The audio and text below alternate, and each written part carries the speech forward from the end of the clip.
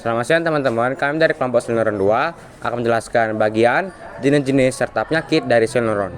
Sebelum itu kami akan memperkenalkan kelompok kami terlebih dahulu. Saya Waldo. Saya Luis. Saya Gracia. Nah, langsung aja ke videonya. Kami akan menjelaskan bagian serta fungsi-fungsi dari sel neuron. Pertama adalah dendrit. Dendrit berfungsi sebagai menteri impuls dari sel lainnya dan diterima oleh badan sel.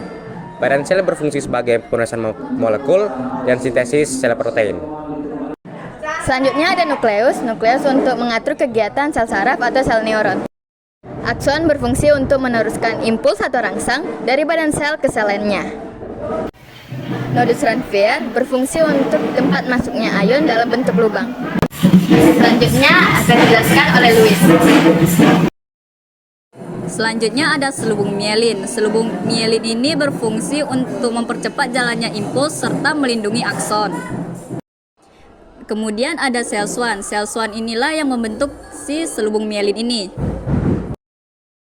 Nah, yang terakhir ada sinapsis. Sinapsis ini menghubungkan sel saraf dengan sel lainnya. Nah, kami kan sudah menjelaskan bagian-bagian dan fungsi-fungsi dari sel neuron. Sekarang kami akan menjelaskan penyakit-penyakit dari sel neuron. Pertama adalah stroke. Stroke terjadi karena terganggunya pasokan darah ke otak akibat penyumbatan darah atau pecahnya pembuluh darah. Selanjutnya ada penyakit Alzheimer. Penyakit Alzheimer adalah kondisi yang ditandai dengan hilangnya ingatan, kecerdasan menurun, pemikiran tidak rasional, dan keterampilan sosial menurun secara bertahap. Biasanya penyakit ini dapat ditemukan pada orang yang sudah berusia sekitar 65 tahun.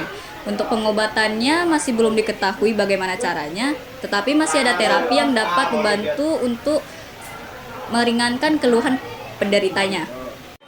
Epilepsi adalah suatu kelainan pada aktivitas listrik otak yang menyebabkan penderitanya mengalami kejang berulang.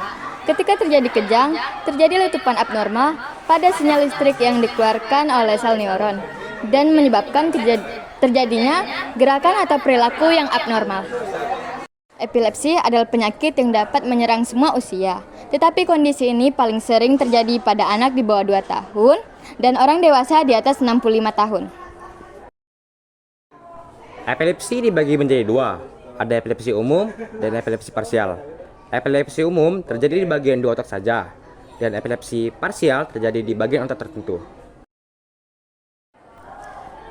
Penyebab penyakit ini belum diketahui secara pasti, namun terdapat faktor pemicu dari penyakit ini. Pertama adalah akibat kecelakaan, kedua adalah penyakit penyebaran, ketiga adalah faktor genetik. Terdapat jenis-jenis sel neuron berdasarkan fungsinya. Satu adalah neuron sensoris yang berfungsi sebagai menghantarkan impuls dari organ sensoris ke pusat sel saraf. Yang kedua ada neuron konektor, berfungsi untuk menghubungkan neuron satu dengan neuron lainnya. Yang ketiga ada neuron motoris. Neuron motoris ini berfungsi menghantar impuls dari pusat saraf ke organ motor seperti otot dan kelenjar. Sekian dari kelompok kami. Jika ada salah kata atau penjelasan yang belum jelas, kami mohon maaf. Wassalamualaikum warahmatullahi wabarakatuh.